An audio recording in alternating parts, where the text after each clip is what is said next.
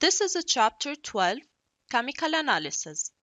In this section, we will learn about pure substances and mixtures. First of all, what is meant by purity?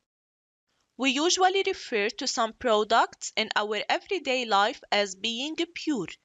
However, we are not referring to their chemical purity. For example, you may hear that an orange juice is pure. However, is it really pure?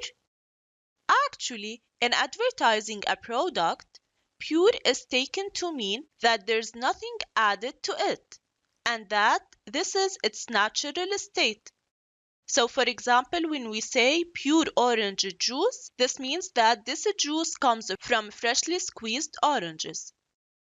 However, from the perspective of a chemist, a pure substance is one that's made up of just one substance. And this substance can be either an element or a compound.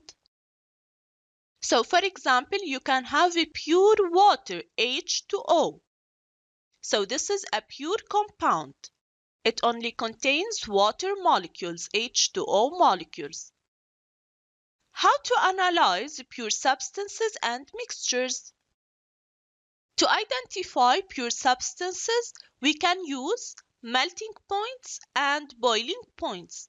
So a melting point is the temperature at which the substance will change from the solid state to the liquid state.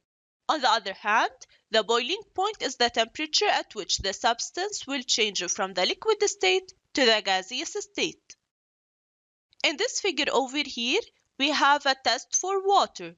So if we have water, it will turn this white anhydrous copper sulfate blue. However, this test will tell us only if there is water or not. It doesn't tell us if the water present is pure or not. To test for pure water, we have to use the melting and boiling points of water. The melting point of water is exactly 0 degrees Celsius, and the boiling point of pure water is exactly 100 degrees Celsius. So pure substances have characteristic and specific temperatures at which they melt and boil. On the other hand, the melting point and boiling point of a mixture will change depending on the composition of the mixture. And this means that the mixture doesn't have a sharp melting point or boiling point. It will state over a range. So now we have a range of melting point and a range of boiling points. The presence of impurities, so if we have a mixture and not a pure substance, will tend to lower the melting point of a substance.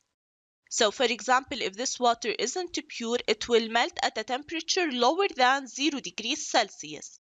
On the other hand, these impurities will raise the boiling point. So, impure water will boil at a temperature higher than 100 degrees Celsius.